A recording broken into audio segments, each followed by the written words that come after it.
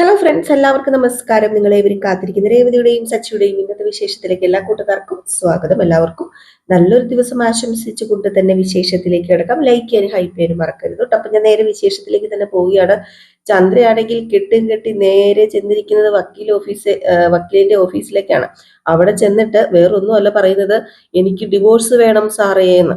അപ്പോഴത്തേക്കും വക്കീല് ചോദിച്ചു, ഇത്രയും പ്രായമായില്ലേ, ഇനി എന്തിനാ ഡിവോഴ്സ്? ഇനി ഭർത്താവുമായിട്ട് അങ്ങോട്ട് അഡ്ജസ്റ്റ് ചെയ്ത് ജീവിച്ചു പോയാൽ പോരേന്ന് ചോദിച്ചപ്പോ, അയ്യോ സാറേ എനിക്കല്ല, എന്റെ മോനാ ഡിവോഴ്സ് വേണ്ടത്. മോനോ? അപ്പൊ മോനാണോ ഡിവോഴ്സ് ചെയ്യാൻ ഒരുങ്ങി നിൽക്കുന്നത്? അതെ സാറേ. ഓ, അവന്റെ ഭാര്യ ഒരു പേരും കള്ളി എന്ന് പറഞ്ഞു കഴിഞ്ഞിട്ടുണ്ടെങ്കിൽ ഇതുപോലെ ഞാൻ ഒരെണ്ണത്തിനെ കണ്ടിട്ടില്ല.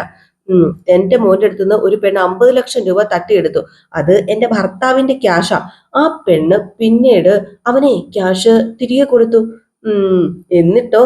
എന്നിട്ട് ക്യാഷ് കിട്ടിയ കാര്യം വീട്ടിൽ അറിയിക്കാതെ അവളുണ്ടല്ലോ, അവന്റെ അടുത്തുനിന്ന് ക്യാഷ് മേടിച്ചൊരു ഷോറൂം തുടങ്ങി. എന്നിട്ട് അവൾ എന്തെന്നാണെന്നോ പറഞ്ഞത്, അവളുടെ അച്ഛൻ അയച്ചു കൊടുത്ത ക്യാഷും കൊണ്ടാ ഷോറൂം തുടങ്ങിയതെന്ന്.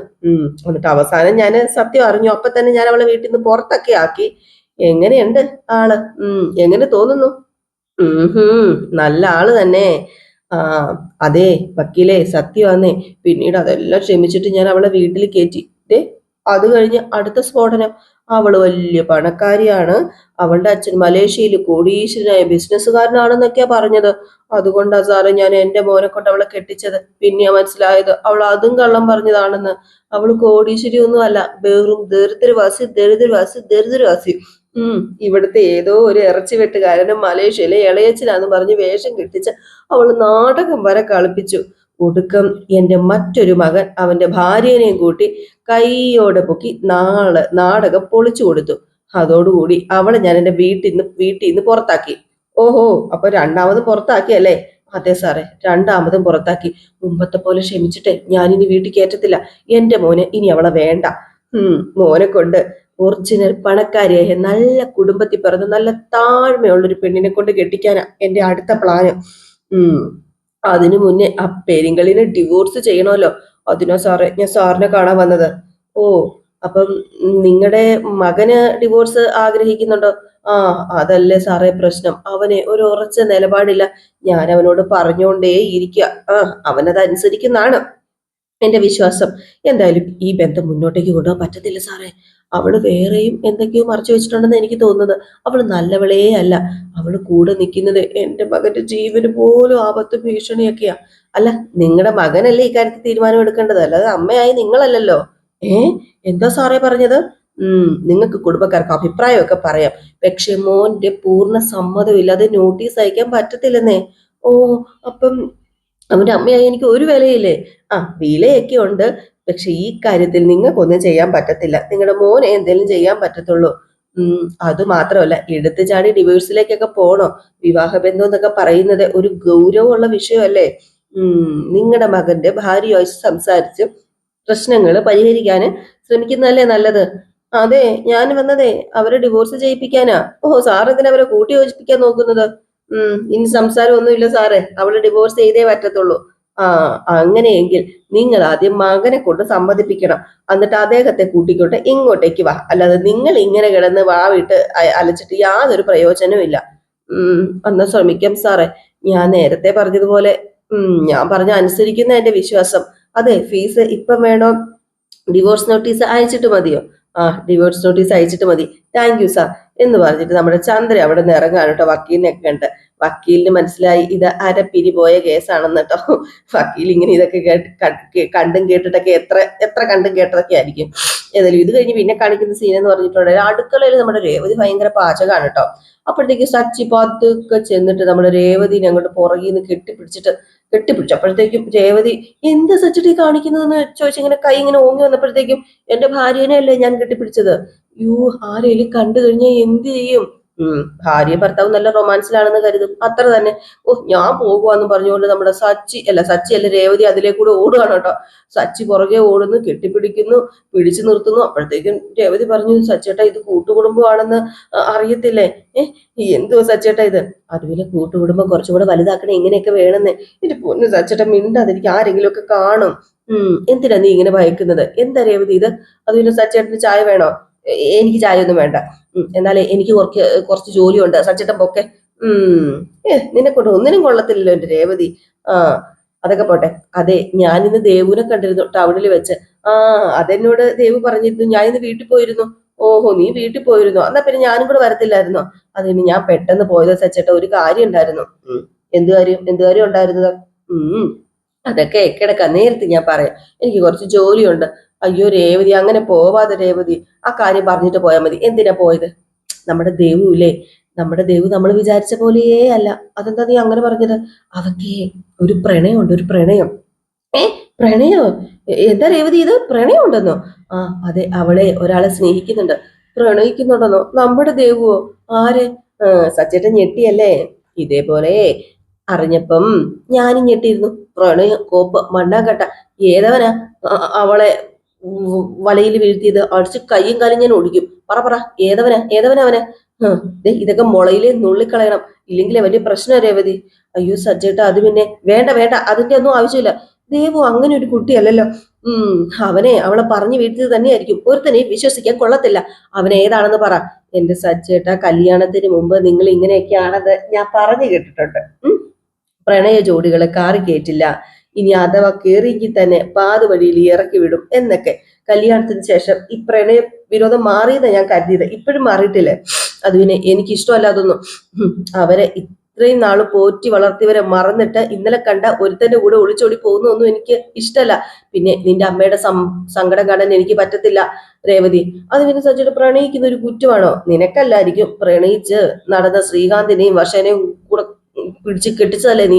എന്റെ പൊന്നു സച്ചിട്ട്, ആ കല്യാണം നടത്തി കൊടുത്തത് ഞാനല്ലെന്ന് പലവട്ടം പറഞ്ഞിട്ടുണ്ടോ നടത്തിയത്? ചുമ്മാ എന്നെ ദേഷ്യം പിടിക്കല്ലേ. അശോകൻ അങ്കിളിന്റെ മകന്റെയും മകളുടെയും ഫെവിന്റെയും കല്യാണം ആരാ നടത്തി കൊടുത്തത്? ഒളിച്ചോടിപ്പോയ അവരെ കാര്യങ്ങൾ മനസ്സിലാക്കി വീട്ടില് തിരികെ എത്തിച്ച് വീട്ടുകാരുടെ സമ്മതത്തോടു കൂടി നിങ്ങളെ കല്യാണം നടത്തിയില്ലേ? അതിന് കാരണക്കാരൻ സച്ചേട്ടൻ തന്നെയല്ലേ? ഓഹോ, അതൊക്കെ ശരിയാ. എങ്കിലും എന്തെങ്കിലും അന്ന് ചെറുക്കന്റെ പെണ്ണിന്റെ വീട്ടുകാരോടൊക്കെ എന്തൊക്കെയാ പറഞ്ഞത്? അതൊക്കെ ഇപ്പൊ മറന്നുപോയോ? അത് പിന്നെ അശോകനങ്ങളെ വീട്ടിൽ വന്ന് കരഞ്ഞു പറഞ്ഞപ്പം കരഞ്ഞൊക്കെ അവിടെ നിൽക്കട്ടെ. പ്രണയിച്ച് പരസ്പരം മനസ്സിലാക്കി വിവാഹം കഴിക്കുന്നതാണ് നല്ലതെന്ന് ഇങ്ങനെയൊക്കെയല്ലേ സച്ചേട്ടൻ അന്ന് പറഞ്ഞത് എല്ലാവരുടെയും മുമ്പിൽ വെച്ച്? അന്ന് ഞാൻ ഇതൊക്കെ പറഞ്ഞിരുന്നു. പ്രണയിക്കുന്നത് കുറ്റമല്ല, തെറ്റല്ല, ഇങ്ങനെയൊക്കെ സച്ചേട്ടൻ പറഞ്ഞതാ, ഞാൻ കേട്ടതാ അതൊക്കെ. അതൊക്കെ ഞാൻ പറഞ്ഞിരുന്നു രേവതി. പിന്നെ എന്താ ഇപ്പൊ ഇങ്ങനെ? ദേവുവിന്റെ കാര്യം വന്നപ്പം ഇത് ശരിയല്ലല്ലോ. അതിന് മാളൂന് ചതി പറ്റില്ലെന്ന് എനിക്ക് നന്നായിട്ട് അറിയാം. ഫെബിനെ നന്നായിട്ട് മനസ്സിലാക്കിയത് കൊണ്ടാ അവള് അവന്റെ കൂടെ ഇറങ്ങിപ്പോയത്. ദേവു അങ്ങനെയാണോ? അവള് ചതിക്കപ്പെട്ടേക്കാം. അവളുടെ പ്രണയം ചിലപ്പോ സത്യസന്ധമാകും. പക്ഷെ അവന്റെ അങ്ങനെ ആയിരിക്കണം എന്നുണ്ടോ? ഒരിക്കലും ഇല്ല. അവള് കുഴിയിൽ വീഴാൻ പാടില്ല. ഞാന് ദേവുവിന്റെ സ്വന്തം ഏട്ടനല്ലേ. എനിക്കോ ഒരു പെങ്ങളില്ല. അവള് നല്ലൊരു കൈകളിൽ ഏൽപ്പിക്കണം എന്ന് ഒരാഗ്രഹം എനിക്കുണ്ട്. സച്ചേട്ടൻ ഇങ്ങനെയൊക്കെ പറയുന്നത് ദേവുവിനോടുള്ള സ്നേഹം കൊണ്ടാണെന്നൊക്കെ എനിക്ക് മനസ്സിലായി. ദേവു അങ്ങനെ കുഴിയിൽ വീഴുന്ന ഒരാളൊന്നും അല്ലെന്നേ. അവർക്ക് നല്ല ബുദ്ധിയുണ്ടെന്നേ. അങ്ങനെ മറ്റുള്ളവർക്ക് വലവീശി പിടിക്കാനുള്ള ഒരു പെൺകുട്ടി അല്ലെന്നേ ദേവു. അതിന് കഴിയില്ല ദേവുവിന്. ദേവു അങ്ങനെ ചെയ്യത്തില്ല. ദേവു 100 വട്ടം ചിന്തിച്ചിട്ട് വളരെ ആലോചിച്ചിട്ട് എടുത്തിട്ടുള്ള തീരുമാനമാണ് ഇത്. അവള് കണ്ടെത്തിയ ചെക്കൻ നല്ലവൻ തന്നെ ആയിരിക്കും. അവനും അവന്റെ അമ്മയും മാത്രമേ ഉള്ളൂ ആ വീട്ടില്. അമ്മയ്ക്കും ദേവുവിനെ ഭയങ്കര ഇഷ്ടാന്നാ പറഞ്ഞത്. അപ്പൊ പിന്നെ എന്താ പ്രശ്നം ഇരിക്കുന്നത്? പെട്ടെന്ന് കല്യാണം നടത്തണമെന്ന് അവര് പറയുന്നത്. പക്ഷെ ദേവു പറയുന്നത് വീട്ടിലെ എല്ലാവരും സമ്മതിച്ചിട്ട് മതി എന്നൊക്കെ പറഞ്ഞ് അവരോട് വെയിറ്റ് ചെയ്യാൻ പറഞ്ഞിരിക്കുക. ഓഹോ, അപ്പൊ കുറെ കാലം ആയല്ലേ ഇത് തുടങ്ങിയിട്ട്? ഇനി പറഞ്ഞിട്ട് കാര്യമില്ല. ഇനി എന്തിനാ പറയുന്നത്? സ്നേഹിച്ച് കല്യാണം കഴിക്കുന്നതിൽ തെറ്റൊന്നുമില്ല രേവതി. പക്ഷേ ശ്രദ്ധിക്കണം, ഭയങ്കര ശ്രദ്ധ വേണം. അവസാനം കരയേണ്ടി വരരുത്. അത് മാത്രമേ എനിക്ക് പറയാനുള്ളൂ. എത്ര എത്ര പേരങ്ങനെ കരഞ്ഞോണ്ടിരിക്കുന്നുണ്ടെന്ന് അറിയാമോ? അതൊക്കെ പോട്ടെ. ദേവുവിന് അവനെ ഇഷ്ടമാണെങ്കിൽ ഞാനൊന്നും പറയുന്നില്ല. അവനെ കുറിച്ചൊന്ന് അന്വേഷിക്കണം, അവനെ കുറിച്ച് അറിയണം. ഒന്നും അറിയാതെ നമുക്ക് കെട്ടിച്ചു കൊടുക്കാൻ പറ്റത്തില്ലല്ലോ രേവതി. നീയെ അവൻ എവിടെയുള്ളവനാണെന്ന് പറ. ഞാന് മഹേഷിനെയും കൂട്ടി ചെന്ന് അന്വേഷിക്കാം. അത് പിന്നെ സച്ചേട്ട, അവൻ ആരാണ്, എന്താണ്, അവന്റെ പേരെന്താണ്, അവന്റെ ജോലി എന്താണ്, ഇതൊന്നും അവള് എന്നോട് പറഞ്ഞിട്ടില്ല. ഞാന് ചോദിച്ചിട്ടുമില്ല. കല്യാണ നിശ്ചയത്തോട് അടുക്കുമ്പോ പറയാന്ന അവള് പറഞ്ഞിരിക്കുന്നത്. ധൃതി വെക്കണ്ടെന്നേ. അപ്പം നമുക്ക് എന്താണെന്ന് വെച്ചാൽ ചെന്ന് അന്വേഷിക്കാന്ന്. മതി നിർത്ത്. ഇനി എല്ലാം നിങ്ങളുടെ ഇഷ്ടം പോലെ നടക്കട്ടെ. ഇത്രയും നിങ്ങളുടെ ഇഷ്ടം പോലെയല്ലേ നടക്കുന്നത്. എന്തായാലും ദേവുവിന്റെ കല്യാണം ഭംഗിയായിട്ട് നടത്തണം. കല്യാണം നടത്തുന്നത് ഞാനായിരിക്കും മുൻകൈ എടുത്ത്. അവളുടെ ഏട്ടന്റെ സ്ഥാനത്ത് നിന്നുകൊണ്ടല്ല, അവളുടെ അച്ഛന്റെ സ്ഥാനത്ത് നിന്നുകൊണ്ട് ഞാനത് നടത്തിയിരിക്കും. അത് പിന്നെ സച്ചേട്ടാ എന്ന് പറഞ്ഞിട്ട് രേവതി കരയാൻ തുടങ്ങിട്ടോ. കരഞ്ഞിട്ട് നമ്മുടെ സച്ചിനെ കെട്ടിപ്പിടിക്കുകയാണ്. ഇതുപോലൊരു ഭർത്താവിനെ കിട്ടിയില്ല എന്ന് ഓർത്തിട്ടായിരിക്കും നമ്മുടെ രേവതി കെട്ടിപ്പിടിക്കുന്നത്. ഏതായാലും ഭയങ്കര സന്തോഷം രേവതിക്ക്.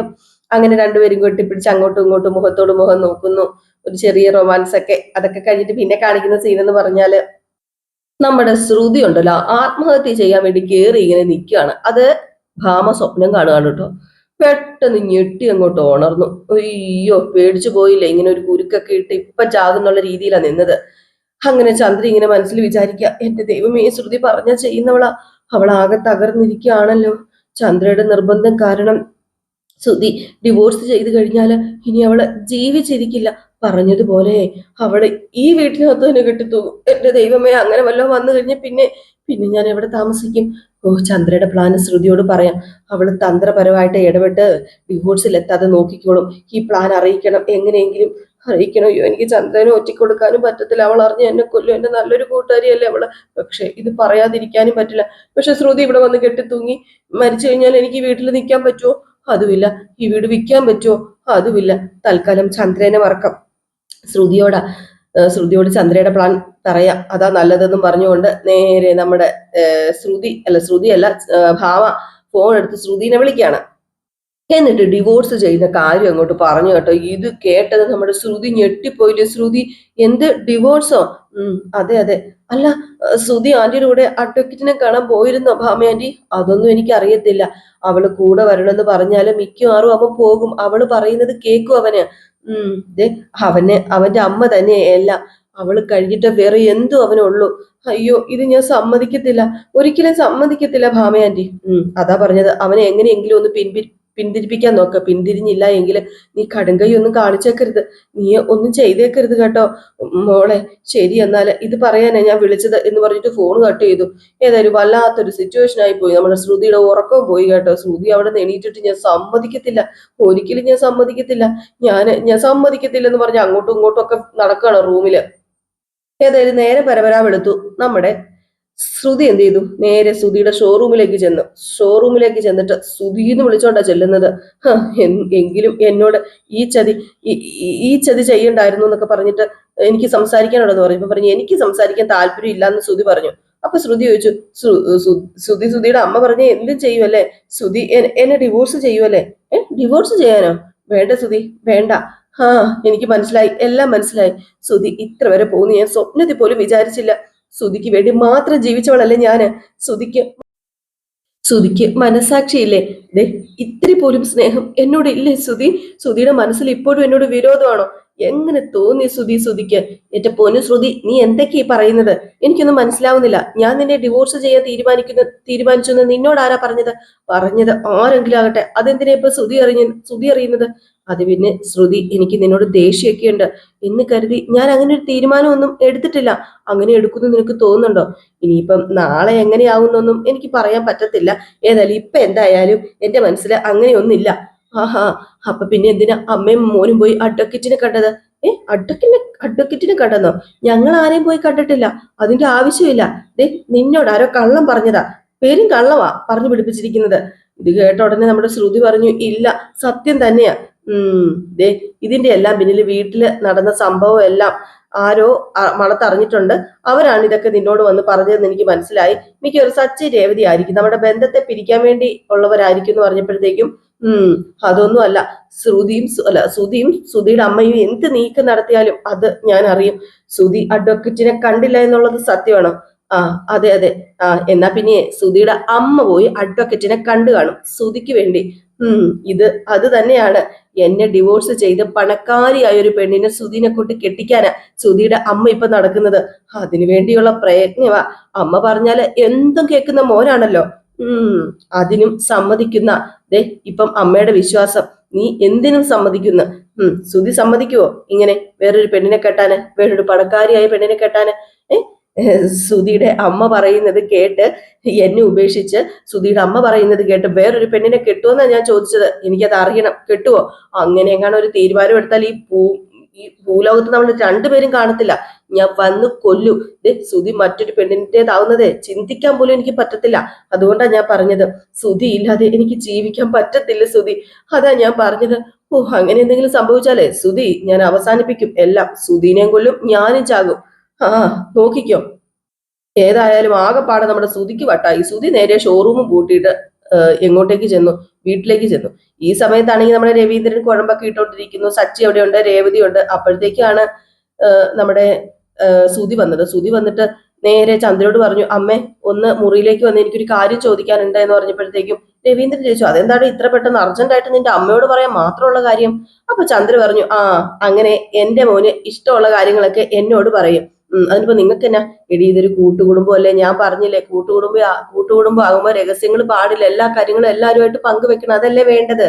അപ്പോഴത്തേക്കും സച്ചു പറഞ്ഞു, അവർ രണ്ടുപേരും അങ്ങനെയാണല്ലോ, എല്ലാ രണ്ടുപേരും കൂടെ പ്ലാൻ ചെയ്ത് രഹസ്യമായിട്ട് അങ്ങ് ചെയ്യും. എന്നിട്ട് രഹസ്യം കണ്ടുപിടിക്കുമ്പോഴോ മൂക്ക് ചീറ്റലായി, കരച്ചിലായി, പിഴിച്ചിലായി, എന്നിട്ട് അച്ഛന്റെ കാലിൽ വന്ന് പിടിക്കും. അപ്പൊ ചന്ദ്രൻ വന്നിട്ട്, എടാ നീ നല്ലവനാണല്ലോ, നിങ്ങളൊന്നും രഹസ്യം ചെയ്യാത്ത ആൾക്കാരാണല്ലോ. ആ, അല്ല, ഞങ്ങൾ രഹസ്യം ചെയ്തിട്ടില്ല. എന്നെ കൊണ്ട് കൂടുതൽ പറയിപ്പിക്കരുതേ. എടാ സുധി, നിനക്ക് എന്താ എന്നോട് ചോദിക്കാനുള്ളത്? ചോദിക്കുക. അത് പിന്നെ അമ്മ അഡ്വക്കേറ്റിനെ കാണാൻ പോയിരുന്നോ? എല്ലാവരുടെ മുമ്പ് വെച്ച് ഞാൻ ചോദിക്കാം, അമ്മ അഡ്വക്കേറ്റിനെ കാണാൻ പോയെന്ന് ഞാൻ ചോദിച്ചത്. അപ്പോഴത്തേക്കും ചന്ദ്ര ഒന്ന് ഞെട്ടി കേട്ടോ. അപ്പൊ രേവതി അവിടെ നിൽക്കട്ടെ, എല്ലാവരും ഒന്ന് ഞെട്ടി. അപ്പൊ സുധി പറഞ്ഞു, എന്താ അമ്മയൊന്നും മിണ്ടാത്തത്? അപ്പോഴത്തേക്കും സച്ചി പറഞ്ഞു, അമ്മയുടെ ഭാവം കണ്ട അറിയത്തില്ലേ, അമ്മ കണ്ടിരുന്നു, അത് ഉറപ്പല്ലേ? അപ്പൊ ശ്രുതി, ഓഹോ, അപ്പം ശ്രുതി എന്നോട് പറഞ്ഞത് സത്യമായിരുന്നല്ലേ? അമ്മ അഡ്വക്കേറ്റിനെ കാണാൻ വേണ്ടി പോയല്ലേ? ശ്രുതി നിന്നെ വിളിച്ചിരുന്നോ? ശ്രുതി നിന്റെ അടുത്ത് വന്നിരുന്നോ? ആ, വന്നിരുന്നു. അവള് ഇന്ന് ഷോറൂമിൽ വന്നിട്ടുണ്ടായിരുന്നു. എന്തിനാടാ നീ അവളെ ഷോറൂമിലേക്ക് കയറ്റിയത്?